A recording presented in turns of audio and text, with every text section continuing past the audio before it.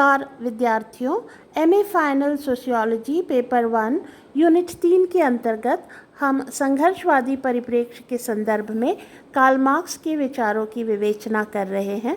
आज इस विवेचना का हम तीसरा भाग देखेंगे।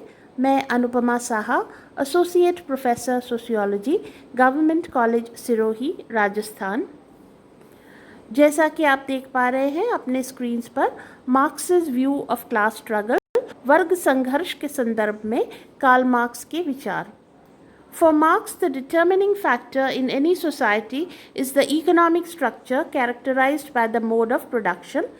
तो मैंने आपको पिछले वीडियो में भी बताया था कि मार्क्स एक आर्थिक निर्धारणवादी थे, अर्थात उनका ये मानना था कि किसी भी समाज की जो आर्थिक संरचना होती है वह उस समाज की मौलिक संरचना होती है और शेष सभी संरचनाएं, चाहे वह सामाजिक संरचना हो, सांस्कृतिक संरचना हो, राजनैतिक संरचना हो, विधिक संरचना हो, जो भी संरचना हो, वो सभी संरचनाएं आर्थिक संरचना पर ही निर्भर करती हैं। तो इस प्रकार जो आर्थिक संरचना होती है वो समाज की निर्धारक संरचना होती है और वह संरचना जो है उस समाज के उत्पादन के साधनों से परिभाषित होती है। All social systems except the earliest primitive communist system in which there was no differentiation of classes, there have always been differentiation based on class.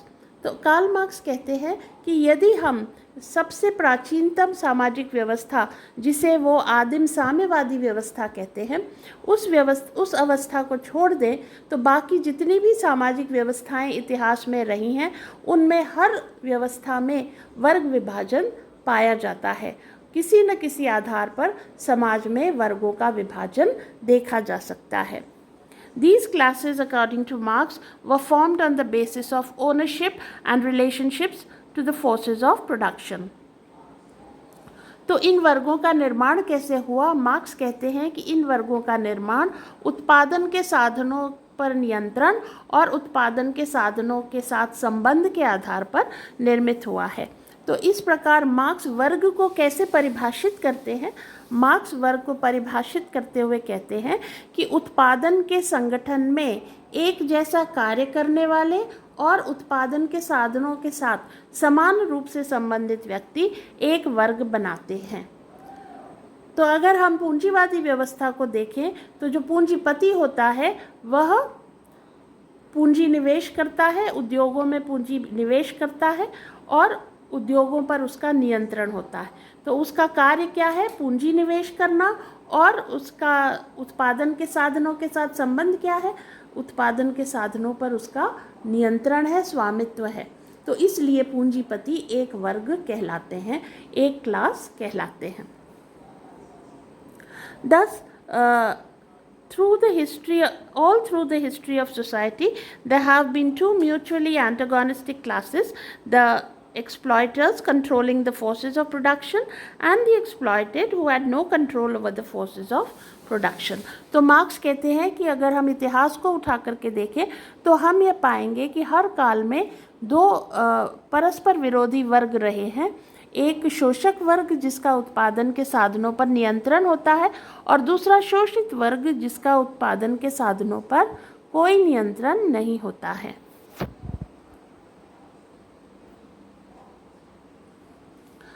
Marx writes, the history of all hitherto existing societies has been the history of class struggle. तो चूँकि हर व्यवस्था में परस्पर विरोधी वर्ग रहे हैं, इसलिए मार्क्स कहते हैं कि अब तक के समस्त समाजों का इतिहास वर्ग संघर्ष का इतिहास है। It's not the consciousness of men that determines their being, but their social being that determines their consciousness. तो मार्क्स यह भी कहते हैं कि जो व्यक्ति हैं उनकी चेतना उनकी सामाजिक स्थिति को निर्धारित नहीं करती, बल्कि उनकी सामाजिक स्थिति ही उनकी चेतना को निर्धारित करती है।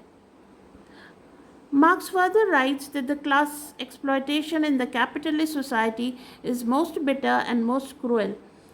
तो मार्क्स यह तो कहते हैं कि क्लासेस या वर्ग हर सामाजिक व्यवस्था में विद्यमान रहे हैं, इतिहास के हर काल में रहे हैं, लेकिन पूंजीवादी सामाजिक व्यवस्था में यह जो शोषण है, एक वर्ग का दूसरे वर्ग का जो शोषण है, वह अपने क्रूरतम और अपने सबसे कटु रूप में दिखाई देता है।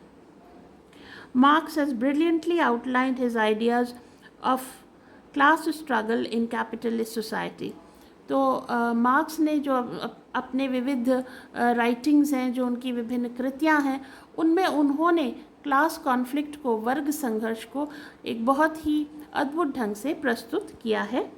Marxist analysis of caste struggle in capitalist society is as follows. Marx का जो विश्लेषण है वर्ग संघर्ष का, वह अब हम आगे देखेंगे। जो सबसे पहली बात मार्क्स वर्ग संघर्ष के संदर्भ में कह रहे हैं, ध्यान रहे कि उन्होंने पूंजीवादी व्यवस्था में वर्ग संघर्ष का विश्लेषण किया है।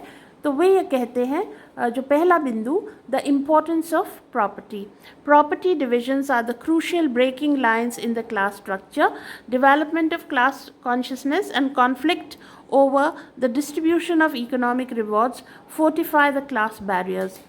तो मार्क्स ये कहते हैं कि पूंजीवादी व्यवस्था में जो संपत्ति है या पूंजी है, उसका बहुत अधिक महत्व हो जाता है, और जो जिसके पास संपत्ति पर कंट्रोल है, उत्पादन के साधनों पर नियंत्रण है, और जिसके पास निवेश करने को पूंजी है उद्योगों में, वह शक्तिशाली होता है। तो निश्चित रूप से जो पूंजीपति होता है वह शक्तिशाली होता है, और पूंजी की जो विशेषता है वह यह है कि पूंजी से और पूंजी प्राप्त की जा सकती है।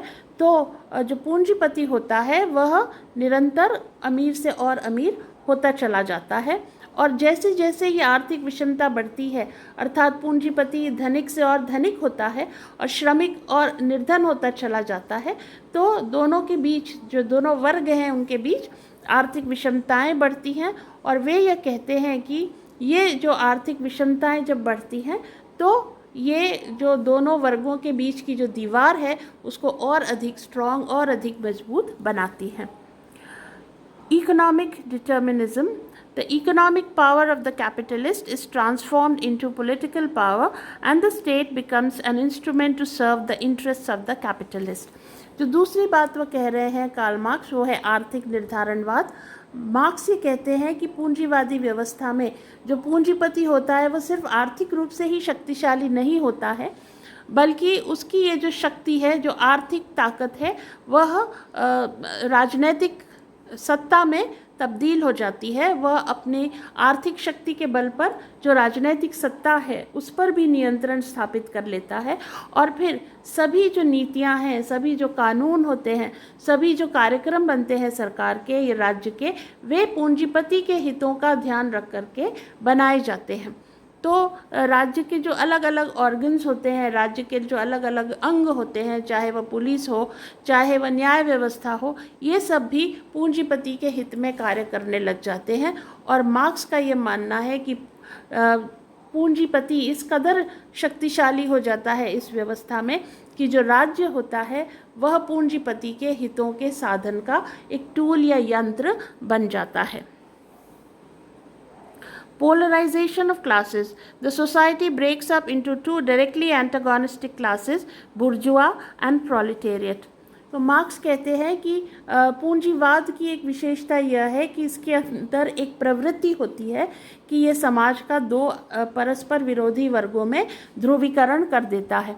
जैसे जैसे पूंजीवाद का विकास होता है, वैसे वैसे जो पूंजीपति है वो शक्तिशाली होता चला जाता है, और जो छोटे छोटे उद्योगपति होते हैं, जिनके पास बहुत छोटा सा कोई एक इकाई या यूनिट होती है जिसमें वो उत्पादन कर रहे होते हैं, वे जो छोटी छोटी इकाइयां हैं वे बड़े बड़े पूंजीपतियों, बड़े बड़े उद्योगों के समक्ष प्रतिस्पर्धा में खड़ी नहीं रह पाती, और वे भी फिर कमज़ोर होकर और समाप्त हो जाती हैं, और वे छोटे छोटे उद्योगपति फिर श्रमिकों में की रैंक्स में शामिल हो जाते हैं। और इस प्रकार जितनी भी बीच के जो वर्ग हैं, पूंजीपति और श्रमिक के बीच के वर्ग, वो धीरे धीरे समाप्त हो जाते हैं। वे या तो पूंजीपति के साथ मिलते हैं या श्रमिकों के साथ मिलते हैं, और समाज का स्पष्ट ध्रुवीकरण हो जाता है दो वर्गों में। मार्क्स पूंजीपति को बुर्जुआ कहते हैं। बुर्जुआ एक जर्मन टर्म है, शब्द है पूंजीपति के लिए। तो समाज में दो वर्ग हो जाते हैं, एक पूंजीपति वर्ग और दूसरा प्रोलिटेरिएट मतलब श्रमिक वर्ग। तो इस तरह से हैव्स और हैव नॉट्स में जो हमारा समाज है उसका ध्रुवीकरण हो जाता है। हैव्स यानी जिनके पास सब कुछ है और हैव नॉट्स यानी जिनके पास कुछ भी नहीं है। उन दो अलग अलग वर्गों में ये समाज पोलराइज हो जाता है, समाज का ध्रुवीकरण हो जाता है। हम ये विवेचना अपने अगले वीडियोज़ में भी जारी रखेंगे। आप सभी का बहुत बहुत धन्यवाद।